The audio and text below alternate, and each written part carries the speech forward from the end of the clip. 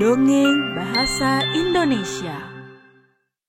Gembala Domba dan Penyapu Cerobong. Pada suatu hari, di ruang keluarga, penuh dengan barang-barang terlupakan. Beruang Teddy, boneka kayu, dan badut Jack in the Box menanti keajaiban malam. Siang hari, diam.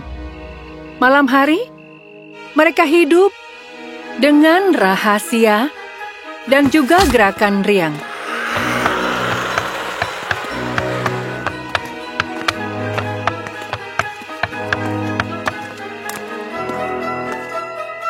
Hai, Edith. Hai, Ron. Apa kabar? Ron penyapu cerobong dan Edith, gembala domba, mereka dari porselen. Ron menyukai Edith sejak pertama dia datang dan ditempatkan di sampingnya. Ron langsung jatuh cinta. Aku harus jujur padamu, Ron. Menurutku, kau terlihat tampan dan keren, dengan pakaian yang bagus dan tersenyum. Oh, Edith, kau tahu betapa kencang detak jantungku. Aku tidak sabar mengobrol denganmu sepanjang malam. Kau cantik. Oh, jangan begitu. Jangan membuat aku tersipu. Ada pria tua pemarah dengan janggut panjang yang melihat mereka dari kejauhan. Pria itu wajah yang terukir di lemari kayu. Ia ditakuti semua mainan. Ia menjadi sosok penguasa secara tidak langsung.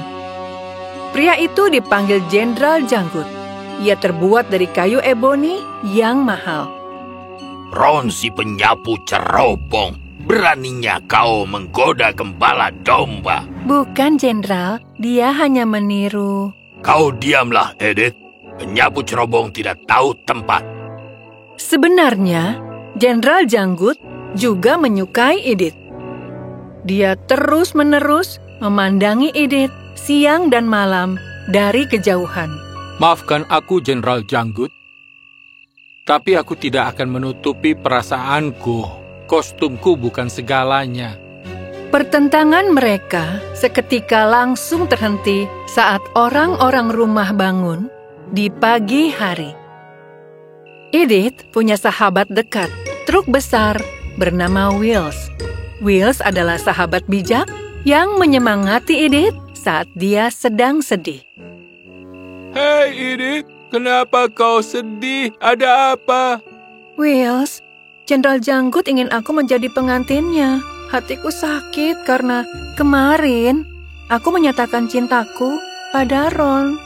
Oh, baiklah. Cukup kacau. Sebaiknya kau memilih Jenderal Janggut saja. Dia terbuat dari kayu eboni dan perintah. Semua menurut kecuali beruang Teddy yang empuk. Will, sahabat Edith, berada di posisi yang amat genting. Jenderal Janggut, si penguasa tiran, sangat mengancam mereka. Jika Wills gagal memisahkan cinta Edith dan Ron, roda-rodanya akan dilepas. Wills, tapi kau tahu, Jenderal Janggut selalu mengawasi tiap boneka baru yang dibawa ke ruangan ini. Kau tahu berapa Barbie yang terjebak di laci keduanya? Kurasa Jenderal Janggut lebih kuat dan layak dihormati. Itu bukan hormat, tapi takut. Aku akan menolak lamarannya. Malam itu, Edith dan Ron bertemu di dekat tanaman di tepi meja. Hai, aku Ron. Biar ku ubah muram jadi senyum.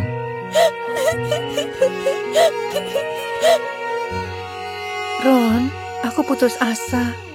Aku tidak mau menjadi istri Jenderal Janggut. Jangan menangis, itu tidak akan terjadi. Ayo kabur dan pergi ke dunia luar. Kau percaya padaku? Tentu saja percaya. Apa rencanamu? Mereka berdua kabur. Mereka harus turun dari meja. Ron turun menggunakan ukiran kayu, kemudian membuat tangga untuk Edith dari korek api. Jangan takut, coba seimbangkan badan dengan kedua kaki. Pelan-pelan, kau bisa. Edith sudah separuh jalan Saat tangganya patah, dia jatuh. Ron menangkapnya, tapi Jenderal Janggut terlanjur bangun. Apa-apaan? Mereka berdua kabur. Tangkap! Jenderal Janggut memerintahkan serdadu mini keluar dari kotak. Bebek karet meluncur, dan Wheels ikut mengejar mereka. Berhenti sekarang. Ayo pergi, Edith, bersama. Kita harus berbuat apa? Kalau begini, kita malah bisa tertangkap. Ayo, ke sini. Ron dan Edith melompat ke sepatu roda. Dan Ron mengayuh cepat-cepat untuk maju menggunakan tongkat Edith. Kita makin cepat. Ya, berhasil. Kalian tak akan bisa sembunyi. Edith, kita harus bersembunyi. Aku tahu kemana. Edith dan Ron bersembunyi di belakang tenda mainan. Para boneka sedang latihan saat serdadu mainan menyerbu dengan panik. Tapi beruang Teddy menghalau serdadu dan menyuruh mereka duduk di kursi. Tampaknya berhasil. Beruang Teddy tidak akan menurut. Oke, Edith.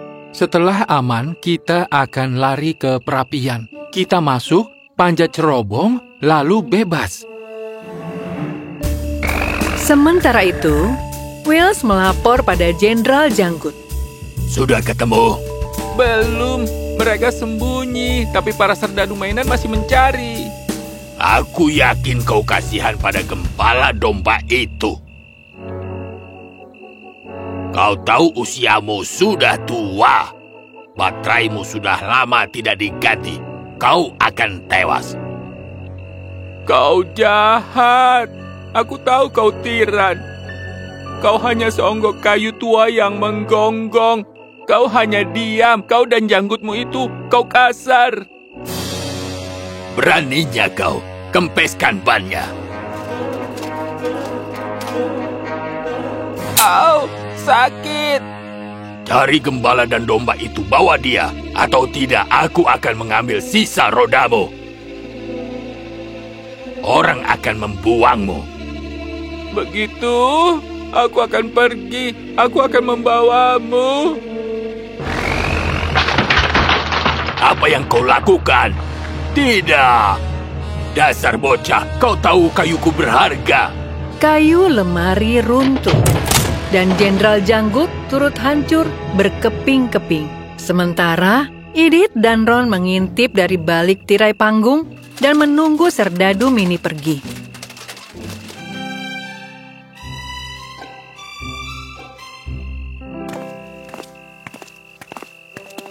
Ayo, Edith. Mereka sudah pergi. Apa kau sudah yakin? Begitu mereka menuju perapian, mereka mendengar suara. Berhenti, Edith, dengar aku. Oh, tidak. Edith, jangan pergi ke atas. Entah ada apa di dunia luar. Silakan bilang apapun, tapi kami tidak akan kembali ke ruangan ini. Tekad kami sudah bulat. Lepaskan kami. Tenang dulu dan dengarkan aku. Naiklah, Edith. Ini sia-sia. Ayo pergi. Mereka lari lagi. Ron menggenggam tangan Edith dan bergegas ke perapian. Di atas ada cahaya kuning yang bersinar. Pasti itu cahaya dunia luar. Baiklah, kau lebih dulu, Ron. Begitu mereka mulai memanjat cerobong, mereka mendengar suara Wheels. Tunggu aku. Cepat, Edith. Dia akan mengejar. Baterai Wheels hampir habis. Ia mencoba memanjat, tapi ia tidak bisa pergi jauh karena rodanya kempes. Dia jatuh ke dasar cerobong. Jangan pergi keluar. Edith dan Ron duduk bersebelahan di tepi cerobong asap. Ini luar biasa, Edith. Ini dunia luar. Ternyata di sini sangat indah ya. Langit cerah. Dan ada banyak bintang bersinar di langit. Begitu mereka berbalik, ada banyak gedung yang lebih tinggi. Mata mereka memandang lampu kota.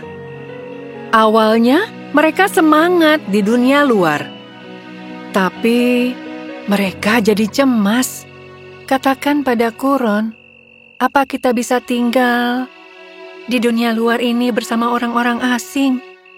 Ron terdiam. Ia tidak punya jawaban pasti. Ia belum pernah keluar. Sementara, Ron dan Edith hanya bisa mengagumi langit sambil berdiam diri.